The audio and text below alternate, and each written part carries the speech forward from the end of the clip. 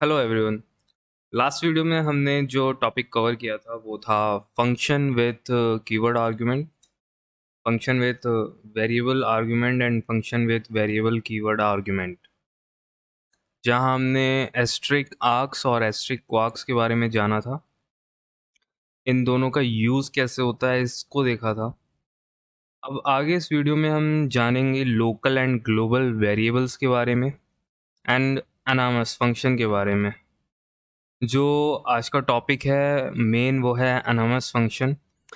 अनामस function exam point of view या interview point of view से important topic है।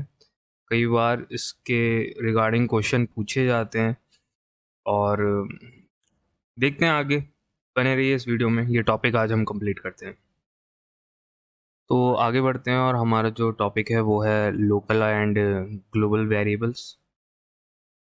Variables that define inside a block are called local variables। जो variables जो हम जिसके अंदर हम कोई भी वैल्यू जो है वो असाइन करते हैं वो वेरिएबल्स होते हैं। तो कोई भी वेरिएबल जो एक ब्लॉक के अंदर डिफाइन करते हैं उसे हम लोकल वेरिएबल कहते हैं। And local variable can be use only within a block in which they are declared. और जो लोकल वेरिएबल्स होते हैं वो सिर्फ उस पर्टिकुलर ब्लॉक में ही यूज़ कर पाएंगे जिस ब्लॉक में उसे डिक्लेयर किया हुआ है। ठीक है। वेरिएबल्स जो किसी एक ब्लॉक के अंदर डिफाइन होते हैं उसे हम लोकल वेरिएबल कहते हैं। और लोकल वेरिएबल केवल उस पर्टिकुलर ब्लॉक में ही यूज़ कर सकते हैं जिस ब्लॉक में हमने उसे डिक्लेयर किया है या जिस ब्लॉक में हमने उसे डिफाइन किया है। और वेरिएबल जो define outside block are called global variable. ऐसे वेरिएबल जो ब्लॉक के बाहर डिफाइन होते हैं उसे हम ग्लोबल वेरिएबल कहते हैं। And global variable can be use in the whole program. उस है हम हाँ, पूरे प्रोग्राम में उस ग्लोबल वेरिएबल को हम यूज़ कर सकते हैं।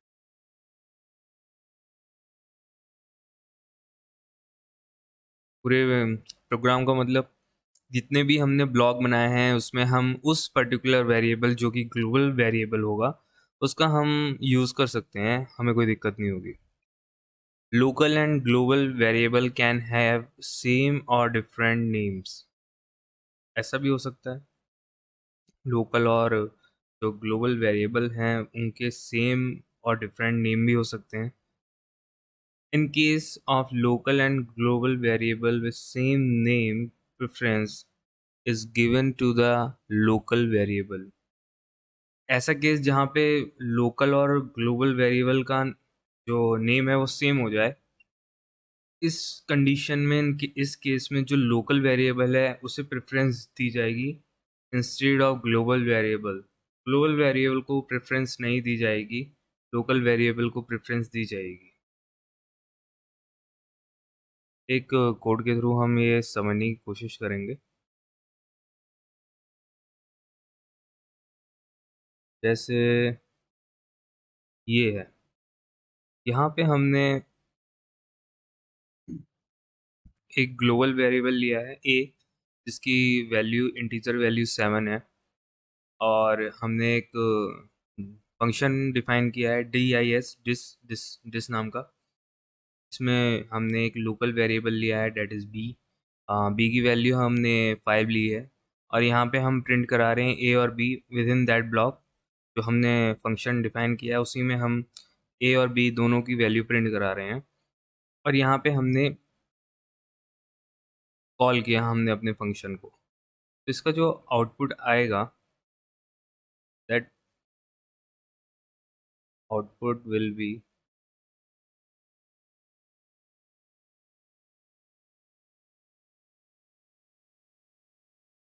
775।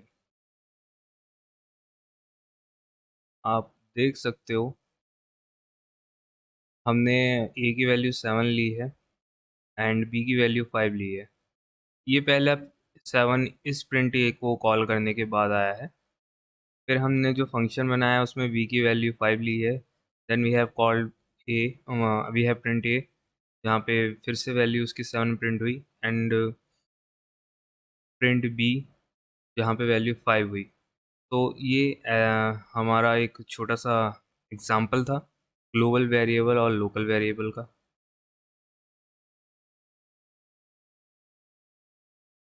अब देख सकते हैं यहाँ पे जब हमने रन कराया तो यहाँ पे जो वैल्यू आई है वो 775 आई है, that is the value of a and b. और जब हमने फंक्शन डिस को कॉल किया है तो उसके बाद जो हमारा आउटपुट आया है वो ये आया।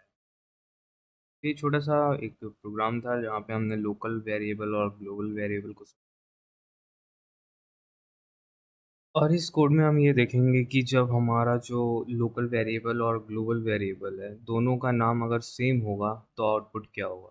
आप इस कोड में देख सकते हैं इस प्रोग्राम में, यहाँ पे हमने जो ग्लोबल वेरिएबल लिया है वो ए है, उसकी वैल्यू भी 7 है। और जो हमने लोकल वेरिएबल लिया है जो डिस फंक्शन के अंदर है, की वैल्यू 5 है। The name of the variable are same a. अब हम जब इसे कॉल करते हैं तो जो हमारा आउटपुट आएगा वो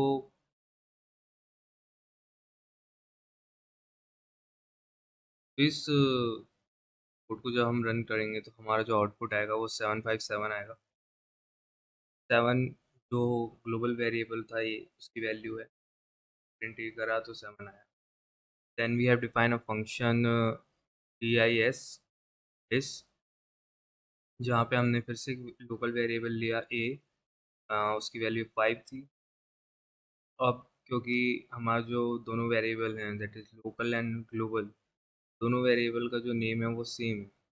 इन दैट केस भी है, दैट केस मैंने बोला भी है कि लोकल वेरिएबल और global variable with same name preference is given to the local variable। तो आप इस वाले में देख सकते हो जहाँ पे ए की वैल्यू 5 है और हमने प्रिंट ए किया, 7 प्रिंट ना होके 5 प्रिंट हुआ है। देन अगेन हमने आउट ऑफ द ब्लॉक जाके जब प्रिंट ए किया तो हमारा जो आउटपुट आया वो 7 आया। तो most important topic of today is anonymous function. Anonymous function is a function without any name. ऐसा फंक्शन जिसमें कोई नेम नहीं हो, जिसका कोई नाम ना हो। जैसे हमने पुराना देखा था जहाँ पे फंक्शन को हम डिफाइन करते थे तो उसका एक पर्टिकुलर नाम भी होता था, जैसे डिस्प्ले डिफाइन डिस। लास्ट अभी हमने एक प्रोग्राम किया था जहाँ पे हमने फंक्शन बनाया था dis डिस, तो उसमें हमने उस फंक्शन का नाम रखा था dis। एनोनिमस फंक्शन में फंक्शन का नाम नहीं रखा जाता। And we use lambda keyword to define the anonymous function instead of def keyword। Last हमने देखा था जो फंक्शन होते थे वहाँ पे हम def डिफाइन करने के लिए def कीवर्ड का यूज़ करते थे, बट anonymous फंक्शन में हम lambda कीवर्ड का यूज़ करते हैं। और क्योंकि हम लैम्डा कीवर्ड का यूज़ करते हैं इसलिए हम इसको लैम्डा फंक्शन भी कहते हैं। इसका जो सिंटेक्स होता है वो lambda arguments and expression। Arguments is a variable that we are going to, you know, variable जो हम यूज़ करने वाले हैं that we are going to use वो आर्ग्यूमेंट्स में होंगे, और एक्सप्रेशन जो हमारा जो ऑपरेशन होगा उसे हम यहाँ पे डिफाइन करेंगे। Lambda function can have a number of arguments, यहाँ पे बहुत सारे आर्ग्यूमेंट्स हो सकते हैं, and it does not required any return statement. Lambda function को किसी भी तरह की रिटर्न स्टेटमेंट की ज़रूरत नहीं है। तो ये एनोनिमस फंक्शन क्या होता है फिर से देख लेते हैं। एनोनिमस फंक्शन वो फंक्शन है जिसका कोई नाम नहीं होता। जैसे हमने लास्ट में देखा था कई हमने फंक्शन डिफाइन किए तो वहाँ पे हम एक पर्टिकुलर फंक्शन का नाम रखते थे जैसे dis डिस, पर यहाँ पे हमें किसी तरह का कोई भी फंक्शन का नाम या उसके नाम रखने की कोई ज़रूरत नहीं है। और जैसे हम देख ही रहे थे कि वहाँ पे हम फंक्शन को डिफाइन करने के लिए def कीवर्ड का यूज़ करते थे, यहाँ पे हम फंक्शन को डिफाइन करने के लिए लैम्डा कीवर्ड का यूज़ करेंगे। और जो लैम्डा कीवर्ड का हम क्योंकि यूज़ करते हैं तो इस फंक्शन को एनएमएस फंक्शन को हम लैम्डा फंक्शन भी कहते हैं।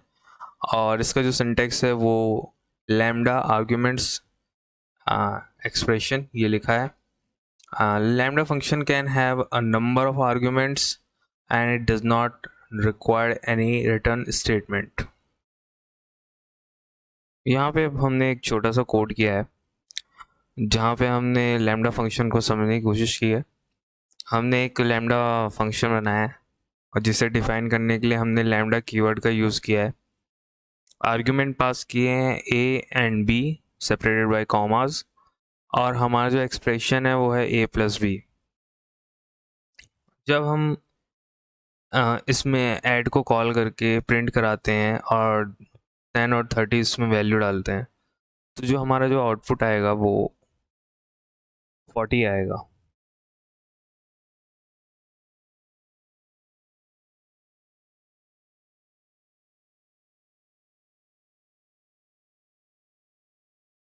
आप यहाँ देख सकते हैं इसका आउटपुट 40 आया. तो ये छोटा सा फंक्शन था अबाउट द लैम्डा फंक्शन, छोटा सा प्रोग्राम था.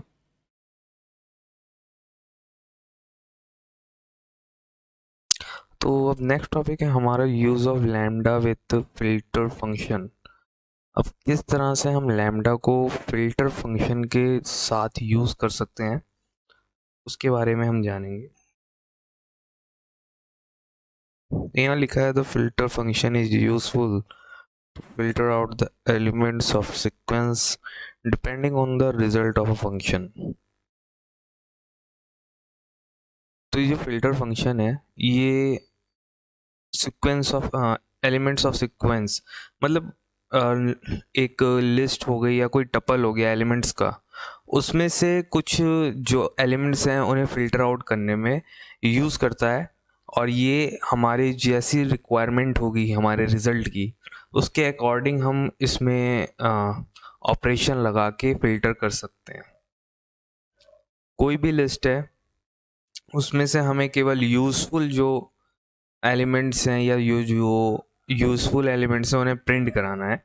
तो हम फिल्टर के हेल्प से रेस्ट जो हमारे लिए यूज़फुल नहीं है उसे हम फ़िल्टर आउट कर सकते हैं और जो हमारे लिए यूज़फुल एलिमेंट्स हैं उसे केवल हम प्रिंट कर सकते हैं with the help of filter function.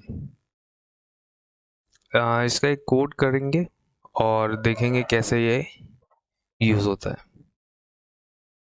तो यहाँ जो हमारा कोड है वो हमने एक फंक्शन बनाया है, डिफाइन किया है, उसका नाम इवन दिया है. इसमें हम ये प्रोग्राम है इवन और ऑड का जहाँ पे हम जो भी वैल्यू होगी एक्स की उसके उसको 2 से डिवाइड करके ये देखेंगे कि क्या वो इवन है या नहीं है. तो हमने एक फंक्शन बनाया है इवन. इसमें हम जो वैल्यू पास करेंगे वो हमने लिस्ट एक उसकी लिस्ट बना दिया. इसमें 10, 23, 30, 33, 40 एंड 45 हम उसमें पास कर रहे हैं. अब अकॉर्डिंग टू द क्वेश्चन हमें ये बताना है केवल प्रोग्राम जिसमें हमें फ़िल्टर फंक्शन का यूज़ करना है और to filter out the even number from a list. तो हमें कोई भी एक लिस्ट दी है और उसको हम उस लिस्ट में से जो इवन नंबर है उसको केवल हमें फ़िल्टर आउट करना है, रेस्ट जो है हमें प्रिंट ही नहीं करना है. तो हमने यहाँ पे एक फंक्शन बनाया जिसमें फंक्शन को के अंदर हमने जो ऑपरेशन लगाए हैं वो इवन और ऑड ऑपरेशन को ऑपरेट करेगा. लिस्ट है तो उस लिस्ट को हम इस फिल्टर फंक्शन की हेल्प से पास करेंगे जिसमें हम एक फंक्शन इवन फंक्शन जो कि एक्ट करेगा एवरी एलिमेंट. ये जो फंक्शन है इवन फंक्शन ये एक्ट करेगा every element of the list. ये जो LST नाम की हमने लिस्ट बनाई है इसके हर एक एलिमेंट पे ये फंक्शन जो है एक्ट करेगा, ऑपरेट करेगा. और जो रिटर्न आएगा वो हमें वही एलिमेंट रिटर्न आएगा जो इवन नंबर होंगे, like return true, return false. तो हम जब इवन नंबर जो होंगे वो हम दूसरी लिस्ट में दैट इज़ LST1 में हम उसे साइन कर लेंगे और उसको हम प्रिंट कर देंगे. तो जब हम इसे प्रिंट करेंगे तो जो हमारा आउटपुट आएगा, यहाँ तो इसका आउटपुट आएगा 10, 30 एंड 40, जो कि इवन नंबर है। जो हमने वैल्यू पास की थी उसमें कुछ इवन थे, कुछ ऑड थे। तो जो हमने ऑपरेशन, जो हमने फंक्शन डिफाइन किया था, उसके अकॉर्डिंग जो हमें फ़िल्टर करके आउटपुट मिला है वो है 10, 30, 40, जो कि एकदम करेक्ट है।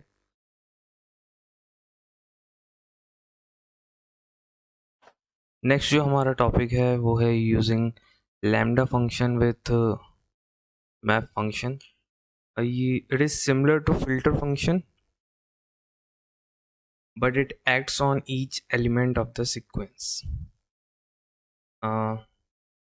जो मैप फंक्शन है वो बहुत हद तक सिमिलर होता है फिल्टर फंक्शन की तरह, लेकिन ये उस सीक्वेंस के हर एक एलिमेंट पर काम करेगा।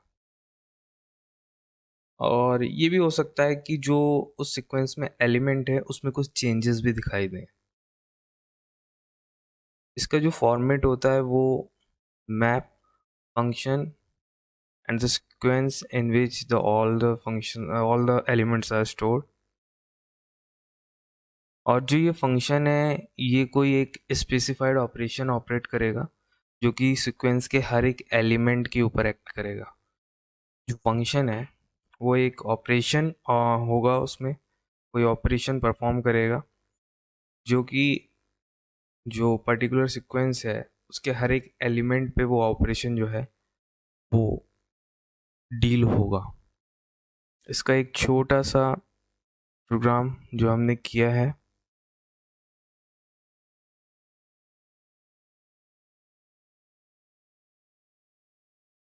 वो है ये। इसमें आप देख सकते हो हमने एक एसक्यूआर लाइक स्क्वायर नाम का एक फंक्शन बनाया जहाँ पे हम रिटर्न करा रहे हैं x इंटू एक्स, तो वैल्यू का मल्टीपल सेम वैल्यू का उसको हम रिटर्न करा रहे हैं। हमने एक लिस्ट यहाँ पे डिफाइन की है, एक लिस्ट बनाई है जिसमें वैल्यू हमने स्टोर की हैं 2, 3, 4, 5 एंड 6। नाउ हम एक मैप फंक्शन यहाँ पे ऑपरेट कर रहे हैं। इस लिस्ट में एक लिस्ट बनाएंगे, उस लिस्ट में जो मैप फंक्शन जो हम ऑपरेट करेंगे इस फंक्शन और एक सीक्वेंस एलएसटी के बीच में, जो फंक्शन है वो इस सीक्वेंस के हर एक एलिमेंट पे वो फंक्शन ऑपरेट करेगा जो मैंने बताया भी है। तो जो मैप करके जो भी हमारा रिजल्टेंट आएगा वो लिस्ट में कन्वर्ट होगा and we have assigned that list with the name of lst1। और यहाँ पे हम lst1 को प्रिंट कर दे रहे हैं।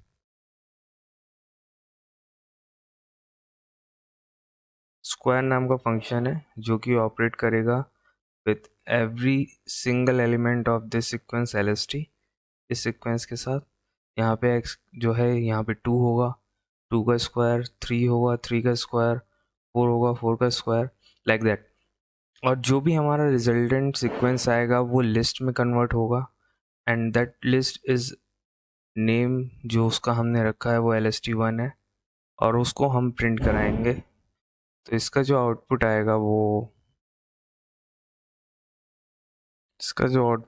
वो आप देख सकते हैं स्क्रीन पे 4, 9, 16, 25 एंड 36, जो कि exactly the square of 2, 3, 4, 5 and 6 है। तो ये मैप फंक्शन के बारे में था। नेक्स्ट जो टॉपिक आता है वो है यूजिंग लैम्डास विथ रिड्यूस फंक्शन। तो reduce function is used to reduce a sequence of element into a single value by processing the elements according to the function applied। तो जो रिड्यूस फंक्शन है वो सीक्वेंस जो एलिमेंट का sequence होगा, let it be list, उसको reduce करके एक सिंगल डिजिट आउटपुट देगा। लाइक जो भी हमने जो फंक्शन बनाया है, जो भी फंक्शन हमने उस पर्टिकुलर एलिमेंट्स पे अप्लाई करा है उसके अकॉर्डिंग वो उन एलिमेंट्स को जो सीक्वेंस होगा उन पे ऑपरेशन करके उन्हें एक सिंगल वैल्यू में कन्वर्ट करके रिजल्ट देगा। इसका जो फॉर्मेट होता है वो function, reduce function and sequence divided by comma and parenthesis. जो रिड्यूस फंक्शन होता है वो रिड्यूस करता है सीक्वेंस, जो एलिमेंट्स का सीक्वेंस है उसे सिंगल वैल्यू में रिड्यूस कर देता है। कैसे करता है? जो फंक्शन जो फंक्शन हम उस सीक्वेंस पे अप्लाई कर रहे हैं उसके अकॉर्डिंग, जो सीक्वेंस का एलिमेंट है उसके अकॉर्डिंग जो है, जो फंक्शन अप्लाई हो रहा है उन पे, वो जो परफॉर्म होगा उसके अकॉर्डिंग वो रिड्यूस जो है उस फंक्शन को एक सिंगल डिजिट आउटपुट देगा। कैसे देगा वो देख लेते हैं एक छोटा सा कोड करके।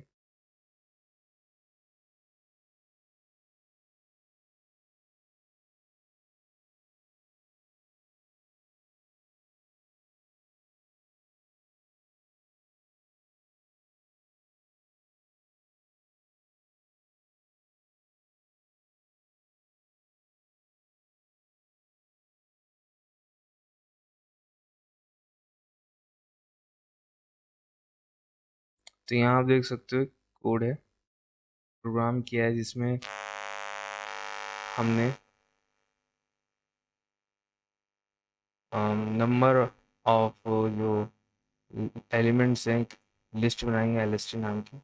उसमें हमने नंबर ऑफ एलिमेंट्स जो है वो लिए हैं 2, 3, 4, 5 एंड 6, जिसको हम रिड्यूस फंक्शन की हेल्प से एक फंक्शन लिया है lambda x comma x x comma y, जहाँ पे जो ऑपरेशन हो रहा है वो एक्स इंटू वाई, मतलब मल्टीप्लिकेशन का ऑपरेशन है, और ये ऑपरेट होगा एलएसटी की सीक्वेंस पे, और ये जो है ये रिड्यूस हो जाएगा एक सिंगल डिजिट आउटपुट में। उसको हमने रिजल्ट नाम के एक वेरिएबल में स्टोर किया है और उसे प्रिंट कर दिया है। इधर हम फंक्टूल्स का जो मॉड्यूल है, फंक्शनल मॉड्यूल का हमने यूज़ किया है, इंपोर्ट किया है इसको। और फंक्शनल जो मॉड्यूल होता है वो किसी भी दो फंक्शन जो एक दूसरे पे काम कर सकें इसके लिए हम यूज़ करते हैं। बाकी आने वाले टॉपिक में हम मॉड्यूल पढ़ेंगे। तो यहाँ पे जो ये फंक्शन बनाया है हमने मल्टीप्लिकेशन का, वो एक एक एलिमेंट पे परफॉर्म होगा, दैट इज़ 2 into 3, दो 6 into 4 जो उसका आउटपुट होगा, लाइक दैट। और जो भी सिंगल डिजिट आउटपुट आएगा उस उसकी वैल्यू हमने एक रिजल्ट आर नाम के वेरिएबल में स्टोर की है और उसे हमने प्रिंट करा दिया। जब हम इसे रन करते हैं तो इसका जो आउटपुट आएगा